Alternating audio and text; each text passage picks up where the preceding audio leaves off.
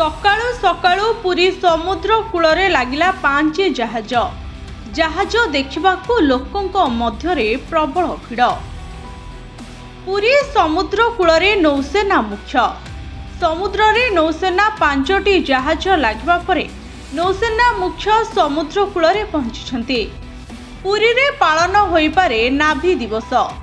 एथिपाई मध्य आगुकू आसीपारे आउ अधिक जहाज।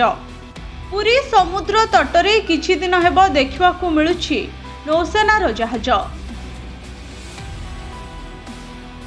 आज दिगबारिणी खुंटी निकटरे 5टी बड़ बड़ जहाज लागिछि।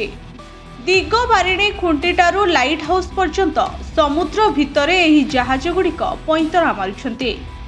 सुनिबाकू मिलुछि जे प्रति वर्ष भली नौसेना पक्षरु चलित वर्ष नौसेना दिवस पालन करबाकू जाउछि पुरी समुद्र उपकूल रे। एहार पूर्व प्रस्तुति स्वरूप ए जहाज आसी पुरी समुद्र तटकूल रे रही स्थिति अनुध्यान करुछन्ति। ब्यूरो रिपोर्ट भजोत न्यूज।